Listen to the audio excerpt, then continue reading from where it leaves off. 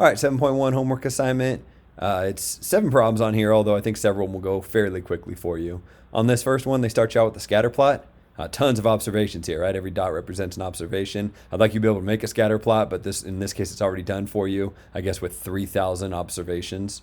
At any rate, down here on the x-axis, we have the percentage of people with a bachelor's degree, and up here on the y, we got the per capita income. So the fact that this is on the x-axis and this is on the y-axis hopefully will help you identify your explanatory and response variable. Because I think if you just read through this and consider these two variables, I don't think there's enough information for you to tell which one's explanatory and which one's response. This is one of those cases where you could really argue either way. But the fact that they put this on the x-axis gives you some information. The other thing you're asked to do is describe the relationship between the variables. So here's where it's a little bit subjective. I mean, positive versus negative, I don't think is subjective. Hopefully you can look at this and tell whether it has positive correlation or negative correlation. But the part that's a little subjective is whether that correlation is strong or weak. I don't know how to tell you without just telling you the answer. I mean, try your best to figure it out. Remember, the idea with strong is if it's fairly obvious that it's either positive or negative. And weak is if it's not that obvious, I can't really tell whether it's positive or it's negative. That's kind of the idea they're going for. It'll be less subjective when you can calculate R, the correlation coefficient. But we can't calculate it because we don't have the data here. So really just do your best to try to identify whether the correlation is negative or positive, and then strong or weak.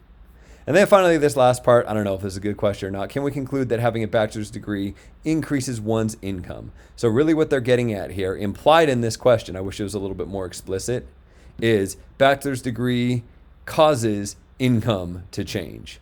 And maybe you recall that all we can determine from our scatter plots are correlation, not causation. I guess I'm just telling you the answer. You're going to end up putting a no here because we can't get causation out of this stuff. We can only get correlation. Anyways, that's the first problem. Second problem, it's going to randomly change the scenario for everybody. So that makes it a little bit more challenging for me to give you too much advice. But the idea is they're going to describe some situation. So in my example, my version of it, it's number of miles driven since your last fill up and the number of gallons of gas remaining in your tank. And so you're going to make a scatter plot. So maybe you can even imagine, pretend like, all right, I just filled up my tank yesterday. I've only driven 5 miles. So I still have 15 gallons in there or whatever. And then another time I look and I don't know, I've driven, what number of miles driven? I've driven 300 miles since my last fill up and I'm kind of running on empty. There's hardly any gas left. Imagine a whole bunch of different data points and then sort of imagine what the scatter plot would look like. First off, which one would be the cause and which one would be the effect? Determine what would be on your x-axis and your y-axis, which one's explanatory and which one's response. And then once you have explanatory and response, think about what your scatter plot would look like. Would you expect there to be positive or negative association?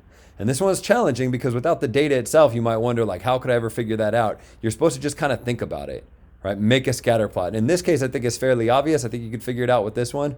But they're going to randomly change the situation on you guys.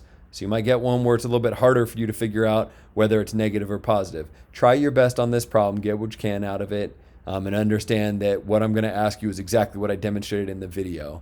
And the homework's just meant to supplement those ideas as far as tests go. Third one, they give you 2 different scatter plots here. So maybe you can look at the 2 of these guys. We're talking about the height of trees versus the volume. And we're talking about the diameter of the trees versus the volume. And what you're supposed to do is describe the relationship twice. So they don't ask you, oh, they do. They tell you it's positive. And you're supposed to figure out, is the positive relationship here, would you call it like weak or moderate, or would you call it strong? And then what about here? Would you call it weak or moderate, or would you call it strong? And I think what they're getting at, I mean, here I think it's fairly obvious. And here, well, I don't know. Try your best, I guess, to quantify the positive correlation in these 2 different graphs. And then for part C, they say, all right, so you got all this information. Which one do you think would be better to predict the volume? Well, whichever one you said was stronger, right? If you said that this one was stronger, then use diameter. If you said that this one was stronger, then use height. That's sort of the idea with question 3. Question 4, now we're getting into scatter plots. They're made for you. And what you're supposed to do is just by looking at this scatter plot, tell whether there's no correlation, negative correlation, or positive correlation. That's it. So just look at this. Hopefully you can see negative, positive, or no correlation. Without calculating R, your correlation coefficient, just purely visually figure out what you got for each of these 3. And then question 5, I guess a little bit more challenging. They give you a scatter plot and you're supposed to estimate R. Okay, that's a little bit hard to do. It's a little bit subjective. Try your best. Don't expect me to ask you to do this on a test. I mean, maybe you can maybe you can look at this and determine, is it positive or negative correlation? Right? In my version, I see positive correlation here, but it's not that strong positive correlation. I guess this would be 0.6. Right? It won't be on yours. They're going to give you different scatter plots, and you'll have to look at it and tell. But maybe determine whether it's negative or positive, or if you can't see anything at all, then it's 0. And then once you determine whether it's negative or positive, say you determine it's positive, is it weak or strong?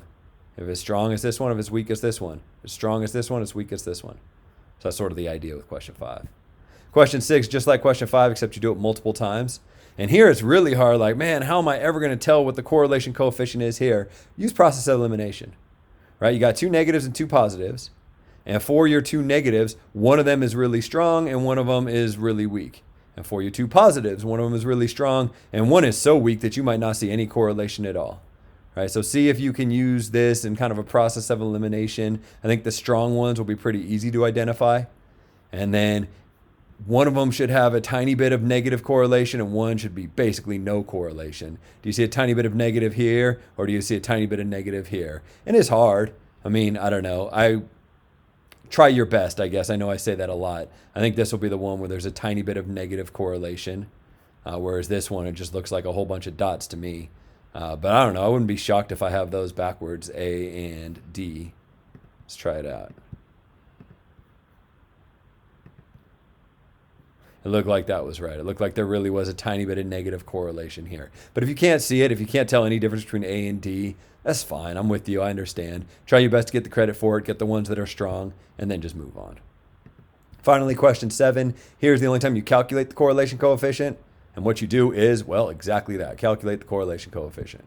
So what you need to know is what the correlation coefficient is out of these 4 things and how to get to this screen on your calculator. Type in these observations, come up with that, round it to 3, type it in, and then you're done with this homework problem or assignment.